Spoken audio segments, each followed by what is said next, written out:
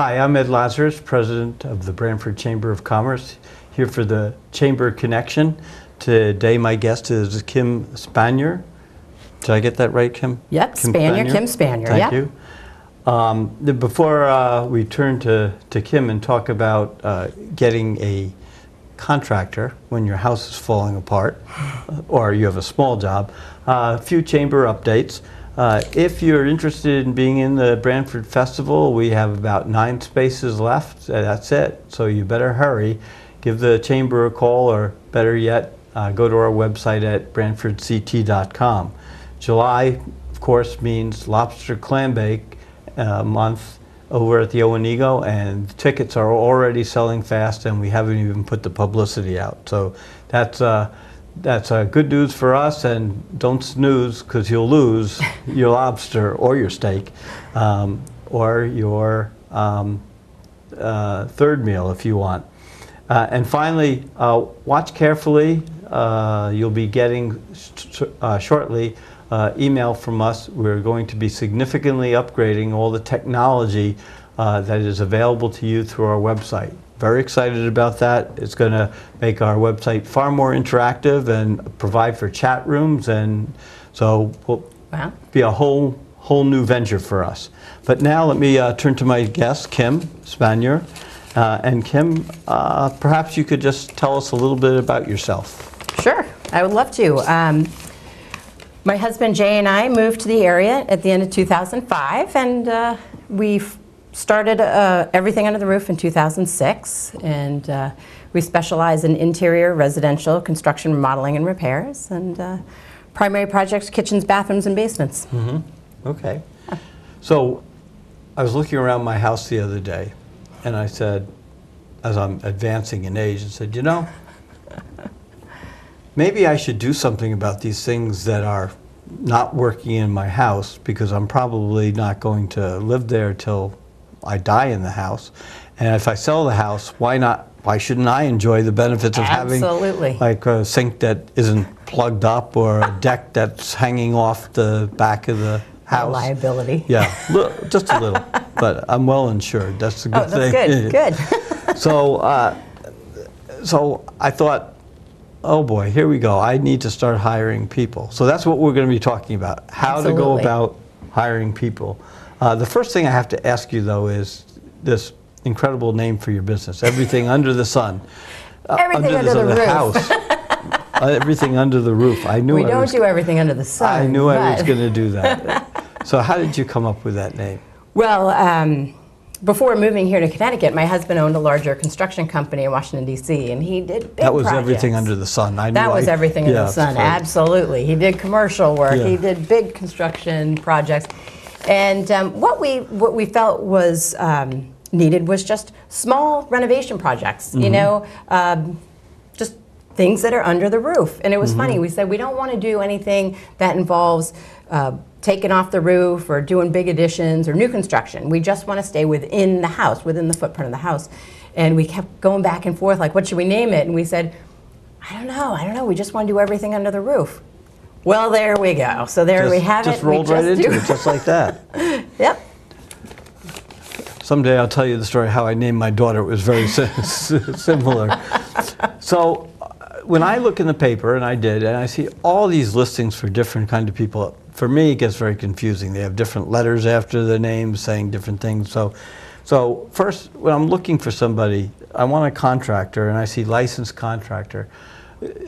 What are some of the issues, misconceptions there might be about contractors? Well, it's a very timely question, because we're knee-deep in home improvement season. So, you know, I think a lot of people are starting to roll into these home improvement projects. And the biggest misconception out there right now is that, you know, when people go to do a project, they get the advice to hire a licensed contractor. So the assumption, of course, is that there's some sort of competency or educational requirement behind this license. That's what I would assume. Right, so you assume, okay, yeah, I'll get a licensed contractor. Where, in fact, the state of Connecticut has no educational or competency requirements for the license. So anybody can get a license. So I could, now I have a tough time remembering which way to turn a screw to put it in. So you're telling me if I righty-tighty, lefty-loosey. I just learned that recently, yes. It's been very helpful. So you're telling me I could go up there and pay a fee for a license. $200. $200, and I could hang out a shingle saying, or take out an ad that I'm a licensed contractor. Absolutely, and I can tell you from personal experience that anybody can be a licensed contractor. I, as the owner of Everything Under the Roof, am a licensed contractor, and I can tell you, you don't want me anywhere near your house with a power tool, period. You just don't. Like, you don't. But I do have a team of licensed professionals who are qualified and very good at what they do. But it's a piece of advice that homeowners really need to listen to. Yes, you do want a licensed contractor, but it's not because they know what they're doing. And that's kind of on the shoulders of the homeowner to go and do a little research to find out who are the good contractors. Okay, now, as I've looked around, I've seen something else, which this I have never heard of. Home improvement contractor, is that different in some way than a licensed contractor? Well, there's different licensing available from the Department of Consumer Protection. Electricians have licenses, and right. plumbers, and HVAC, which is heating and ventilation, air conditioning. And then there's home improvement contractors. So we're all licensed contractors, but the electrical, plumbing, and HVAC all do have educational requirements that say you need to know how to do this because it's a real hazard if you don't. Where for the customer or for the everybody. Everybody involved. So but the home improvement contractor, they have somehow deemed it's not something that requires any special knowledge, and just anybody, as long as they have $200, can go and get a license and fix your house. So if they take out, I get the whole electrical thing, electrocuting yourself, but if they take out a weight-bearing wall and the ceiling comes down? Apparently, there's no problem there. Okay. So you pay $200. Yep. You're registered, and that gets you an HIC license. Yep. So home improvement contractor. Home HIC. improvement Yep. contractor. So what's covered under that? What? The home improvement contractor's license is a huge umbrella that covers just about anybody that goes into your house. And I have a list here that I want to read to you. Mm-hmm. And I took this right from the Department of Consumer Protection's website. It says the companies involved in the construction, replacement, installation, or improvement of kitchens, bathrooms, basements, driveways, swimming pools, porches, garage roofs, siding, insulation, sunrooms, floorings, patios, landscaping, fences, doors and windows, and waterproofing in connection with your home or property, blah, blah, blah. These are all home improvement contractors. So basically anybody except an electrician, plumbing, and HVAC contractor, they fall under this HIC license. Okay, does this have an educational component? No. Oh, this is just another one of those This is the $200. Okay, $200 and you get your license. $200 and I can fix whatever you want. You don't have to answer a question, which way do you turn a screw? No, you don't even have to know that. Okay, well, that's a little alarming in some ways. A little disconcerting for sure. What about in this process, and because I'm going to ask you in a minute, knowing that I know it's in someone's best interest to have these initials after their name and things like that. And what you're telling, and I've always felt much better about it. I said, thank goodness I've got a licensed contractor. Right. One thing I always worry about, having had somebody fall through my deck once, is insurance.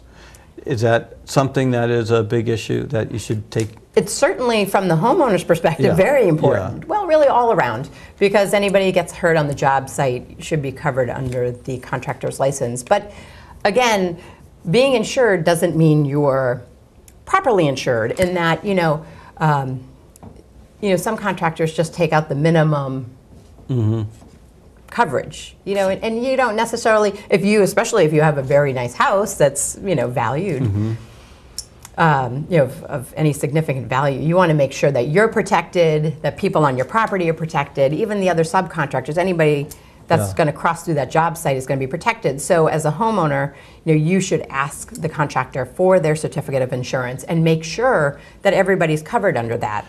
So you really want to see it. You don't want to I just would know it. absolutely. It doesn't take any effort on the part of the contractor to call And they're not going to get offended by that? No, it's a standard part of our package. Is it? Everybody should have it. Yeah. And does that insurance typically come with like a save harm list that they're insured to get? They insure themselves and they agree not to sue you if they fall off the roof, or?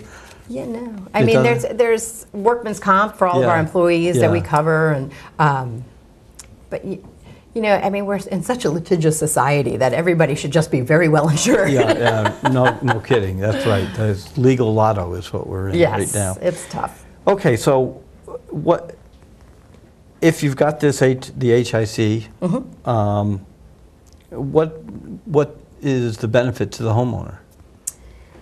Well, a portion of the proceeds that we pay towards this contractor's license are $200. Half of it goes towards something called the Home Improvement Guarantee Fund.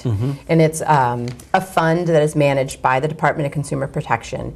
And in essence, it says that if a homeowner is left high and dry by a contractor and can get judgment against this contractor, they can make a claim to the Home Improvement Guarantee Fund and get reimbursed up to $15,000, which is great for small projects. But you said you've done major renovations. Yeah. Did it cost more than $15,000? Oh yeah, oh yeah.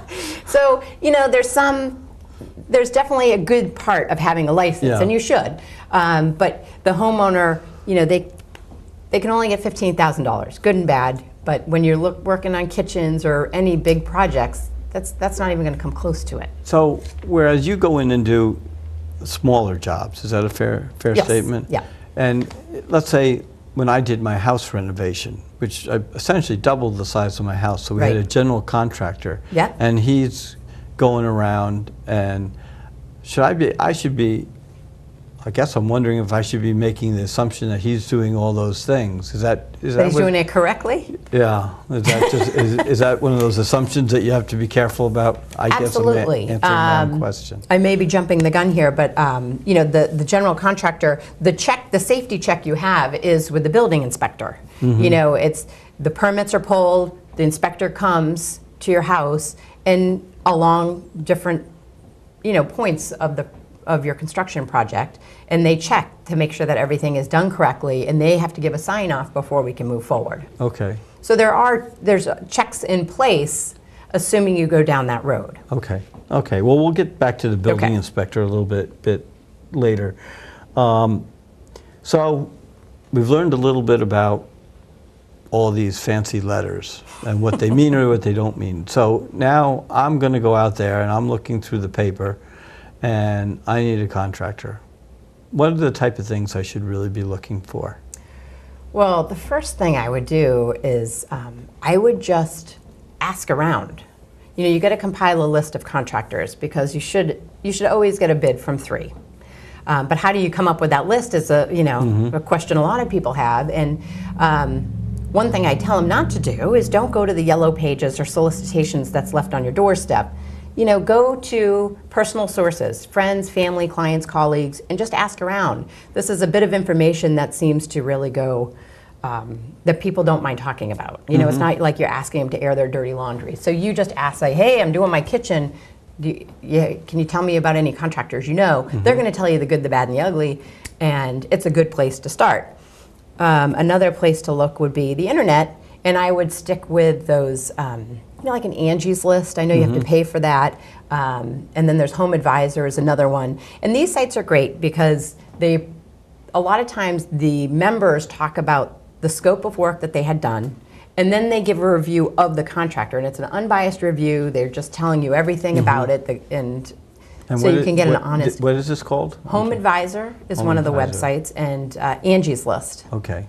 Just those are 2. There's many of them out there, but those are 2 good ones to start with. I know that on the internet, and it's an interesting phenomenon that we're now dealing with, is that everybody can write a review of anybody on the internet.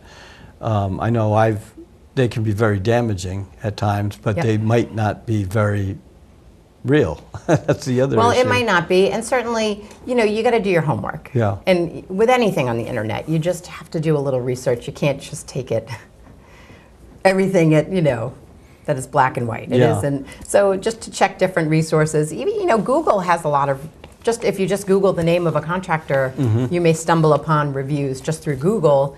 I think you can. Do you need to check up, see if they've been, what their performance has been with like the Consumer Protection Agency or Better You can Business? certainly, absolutely. You check with the Consumer Protection Agency. You make sure that they're licensed and that there's nothing reported against them. You can also check their litigation history with the Justice Department. They have an online system you can go to. No, really? You can see Yep, all that you can just online? go and you just search by the name of the company to see if there's any litigation history out there. And but you know, one thing that's very important that a lot of people don't really take into consideration is who are the people that are going to be in your home. I mean, sometimes you just got to go with your gut. Yeah. You know, it's not just all dollars and cents, because you know, you're talking about the security of your home, your family, the pets, like everybody in it. So you need to feel comfortable with the people who are in your house.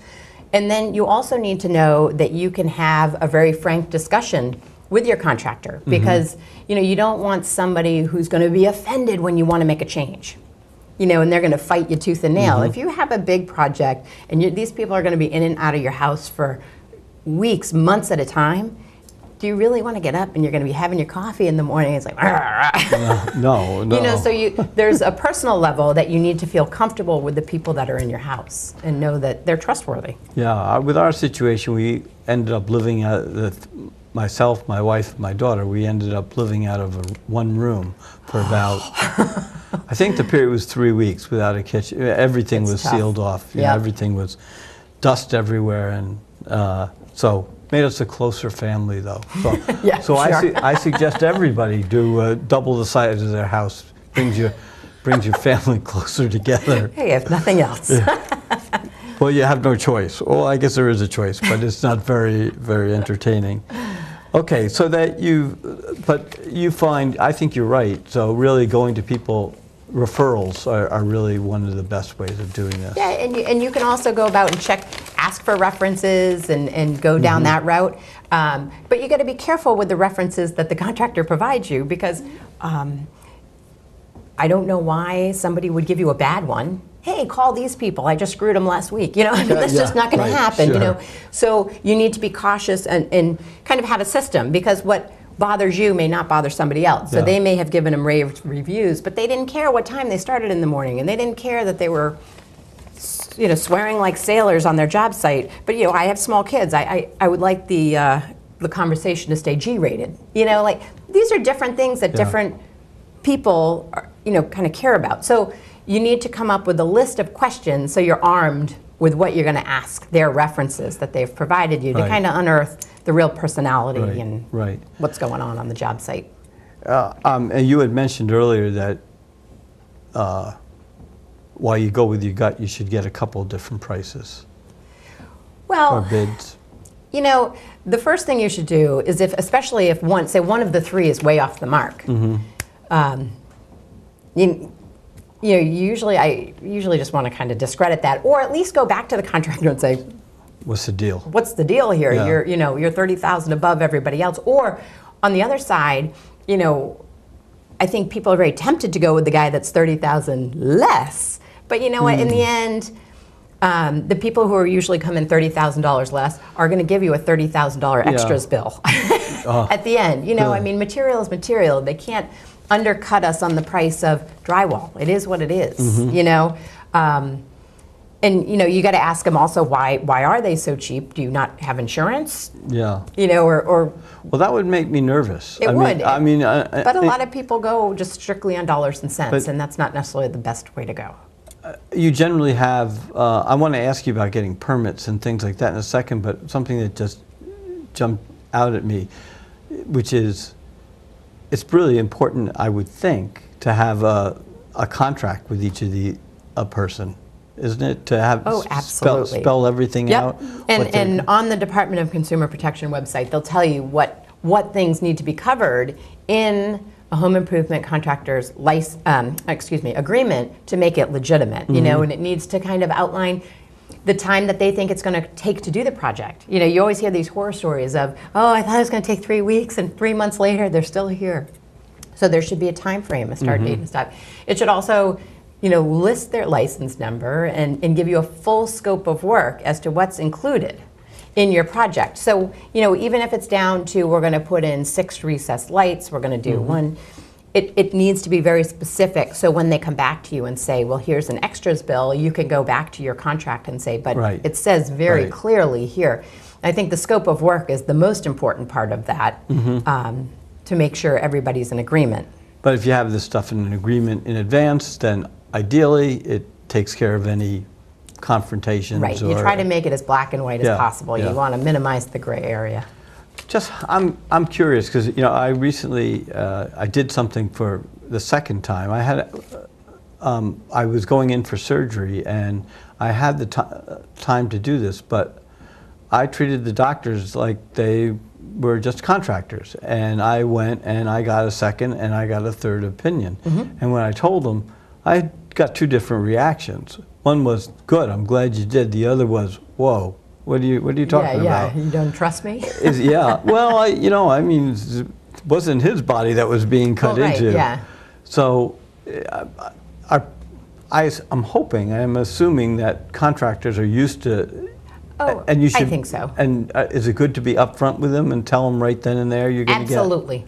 You know what, I tell people all the time, it's absolutely important to go and get multiple bids so you just feel comfortable that you have the right person. And maybe, you really feel, but I felt so comfortable with Sky. But how do you know until you have kind of compared it and shopped it around? I mean, you don't know.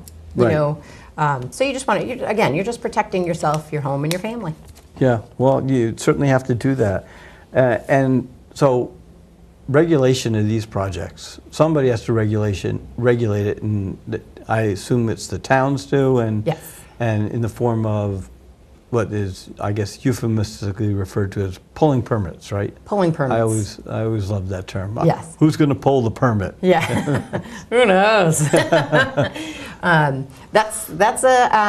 Yes, that is your only kind of way to, like I said earlier, check to make sure that the work done is done correctly. That the contractor followed through and didn't cut corners. And I mean, because you're hiring somebody because you either don't have time or in most cases you don't know how to do it. So you want to make sure that it's done right, and you can't look at it and go, that's done right. So you want somebody who's educated in all fields to come and take a look at it.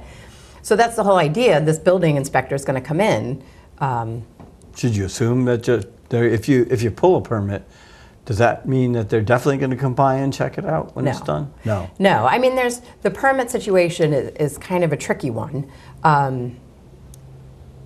The person, the homeowner or the contractor has to go and schedule the inspection. I mean, you can have open permits. Right. The bigger issue is that sometimes, or a lot of times, permits are not even pulled, which means that there is no check that the work is done correctly. And contractors kind of go in haphazardly and they just do the work and then hit the high road and, And what happens when you put an addition on your house and you haven't pulled a permit, and suddenly the town says, excuse me, we have good news and bad news for you. Right. Well, there's a couple of things that we need to clarify here.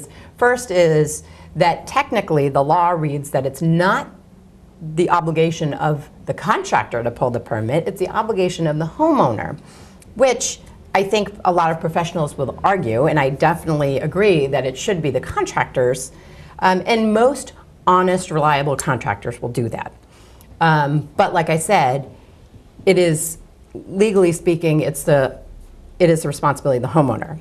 So when you do your addition and you're busted by the town that, hey, there were no permits pulled, they're going to come in and just give you a fine, and then they're going to make you pay for the permits and the inspection and blah, blah, blah, blah, blah, to get your certificate of occupancy. And it's just a process. It's a lot of paperwork and a lot of, money out of pocket at the end.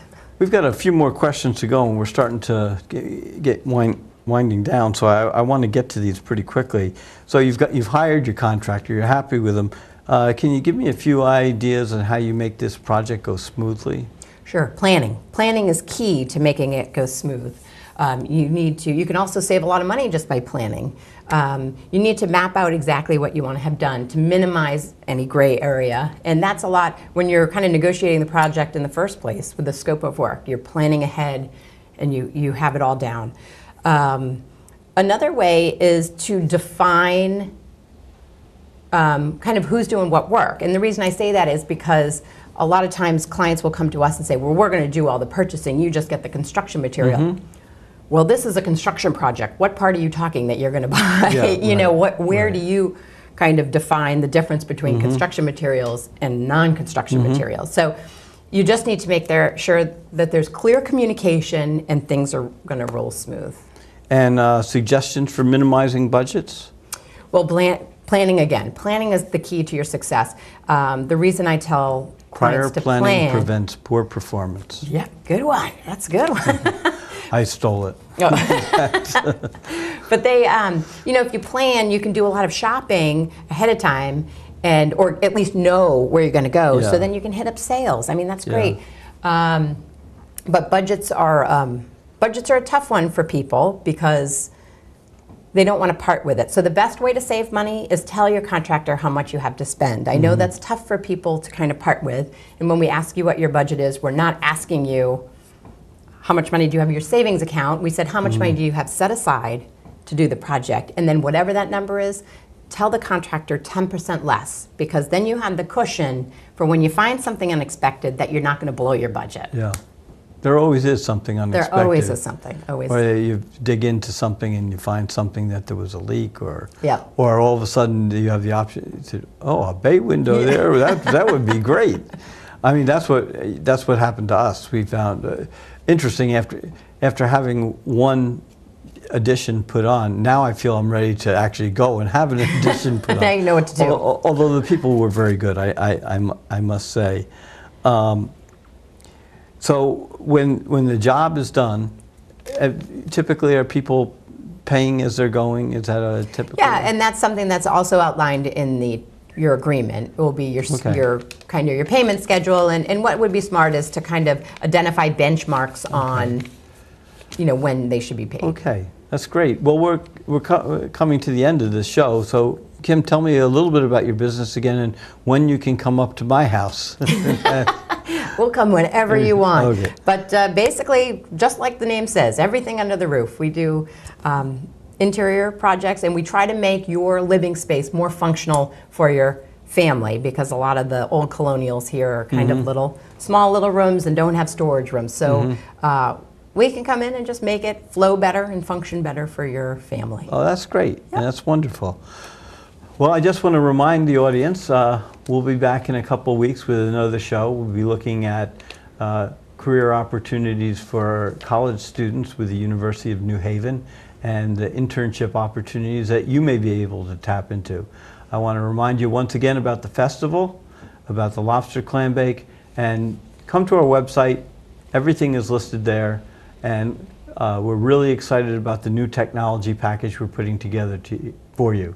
So this is Ed Lazarus signing off for the Brantford Chamber Connection.